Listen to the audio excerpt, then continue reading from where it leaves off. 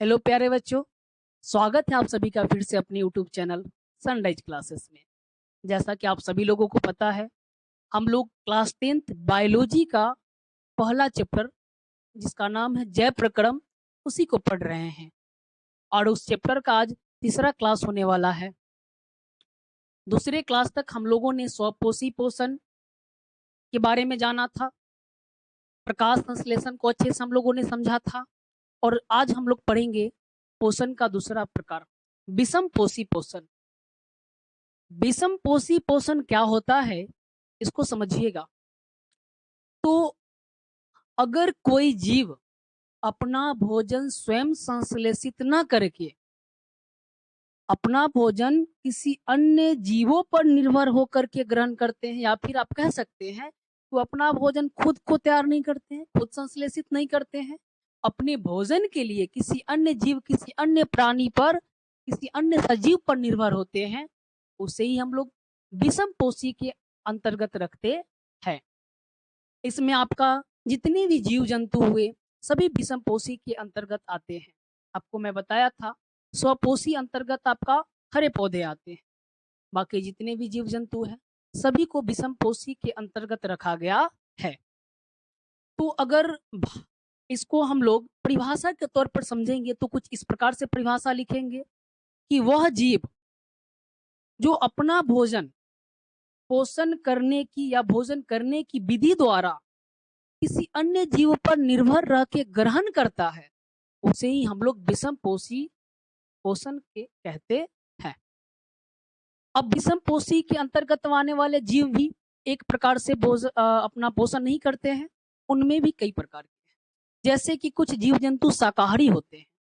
शाकाहारी उसको कहा गया है जो अपने पोषण के लिए, अपने भोजन के लिए केवल और केवल हरे पौधे पर निर्भर होते हैं। गाय, हिरन, ये लोग सीधे क्या करते हैं, घास एवं वनस्पतियों को खाते हैं। इन्हें शाकाहारी के अंतर्गत रखा गया। कुछ जानवर ऐसे भी हैं, कुछ जीव जंतु ऐसे भी हैं जो अपना भोजन किसी अन्य प्राणी को, किसी अन्य जानवरों को के द्वारा करते हैं, उनको मारकर वे खाते हैं।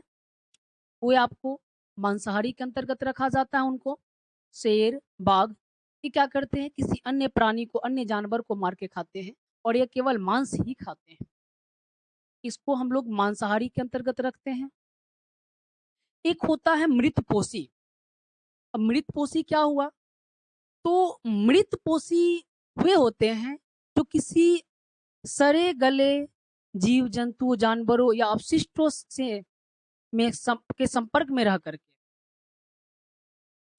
उनसे अपना भोजन ग्रहण करते हैं, उनको मृतपोषी कहते हैं। जैसे कि आपको पता है कोई भी जीव जंतु, कोई भी प्राणी जब मरता है तो मरने के बाद आप देखते होइएगा उस पे कीड़े लग जाते हैं। कीड़े लगने के बाद वो आप देखिएगा कि आपको ऐसा कभी देखे होंगे कि धीरे धीरे धीरे धीरे कीड़ा उसको क्या करता है, उस शरीर को नष्ट कर देता है, खत्म कर देता है। तो वो जो उस पे जंतु है बैठा हुआ, वो किस प्रकार से पोषण अपना कर रहा है, तो किसी मृत प्राणी के, किसी मृत शरीर के अंतर्गत आकर के वो अपने पोषण को ग्रहण कर रहा है। उसको हम लोग मृत जीवी या फिर मृत पोषी के अंतर्गत रखते हैं।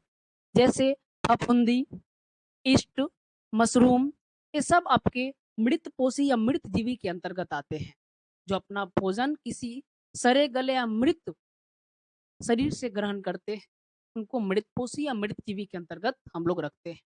इस प्रकार से हम लोगों ने समझा विषम पोषी क्या होता है, कि जो अपना भोजन स्वयं संश्लेषित न करके किसी अन्य प्राणी पर निर्भर होता है, वही आपका विषम पोषी कहलाता है। विषम पोषी में भी कई जंतु होते हैं जिनमें पोषण करने की विधियां अलग अलग हैं। जो केवल हरे घास एवं वनस्पतियों को खाते हैं उनको हम लोग शाकाहारी कैटेगरी में रखते हैं।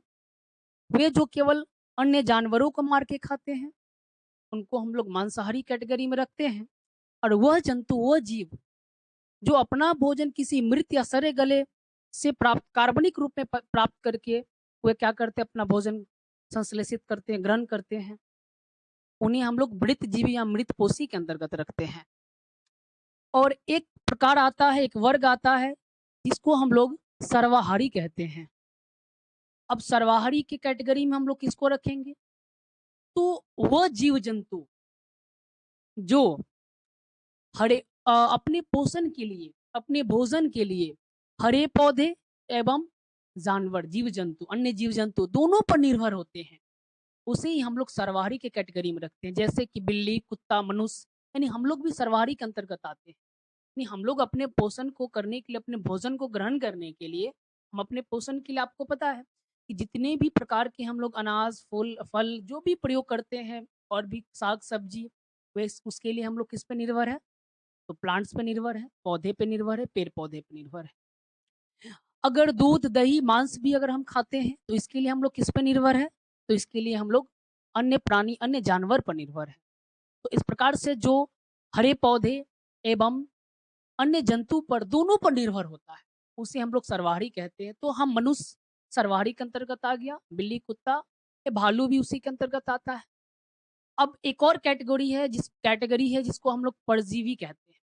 अब आप सुनेंगे कि समझेंगे परजीवी क्या होता है, तो कुछ ऐसे भी जीव होते हैं जो अपना पोषण किसी अन्य जीवों के संपर्क में रह करके ग्रहण करते हैं। जैसे कि आप नाम सुने होंगे अमरवेल का, आप जू के बारे में जान रहे होंगे, कृमि के बारे में जान रहे होंगे। ये वो सब जंतु हैं जो अपना पोषण किसी अन्य प्राणी के संपर्क में रह के करते हैं। जैसे कि अमरवेल क्या होता है, अमरवेल अगर किसी पेड़ पे लग जाए तो वो अपना भोजन तैयार नहीं करता है, वो उस पेड़ के द्वारा तैयार किए गए भोजन को ही ग्रहण करके अपना भोजन करता है। परजीवी के अंतर्गत आ गया। जू के बारे में जान रहे हैं आप, इस बात को शर्म नहीं कीजिएगा, लेकिन आप समझिएगा कि किसी व्यक्ति के अगर सिर में जू हो जाता है तो जू क्या कर रहा है, उस व्यक्ति के सिर के संपर्क में रह करके उनसे ब्लड ले रहा है, उसी से अपना पोषण कर रहा है, तो भी आपका क्या हो गया, परजीवी के अंतर्गत आ गया।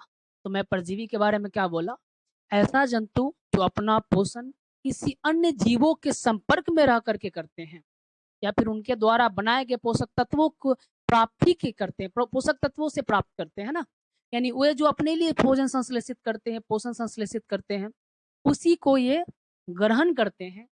ऐसे जीवों को हम लोग परजीवी के अंतर्गत रखते हैं।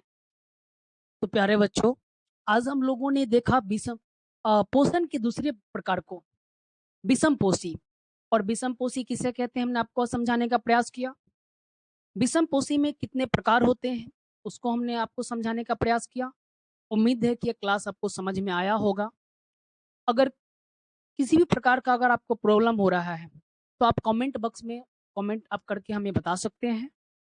कुछ छूट गया हो, कुछ जानना हो, तो उसके लिए भी आप कमेंट बॉक्स में हमें बता सकते हैं। तो चलिए आज का क्लास हम लोग यहीं तक रखते हैं, वीडियो ज़्यादा लंबा ना हो। आप लोग वीडियो को देखिए, अच्छे से पढ़ाई कीजिए, और वीडियो अच्छा लगे, समझ में आए तो इसको लाइक जरूर कर लीजिएगा, और अपने दोस्तों को, उन सभी दोस्तों को शेयर कीजिएगा जो आपके साथ पढ़ रहे हैं।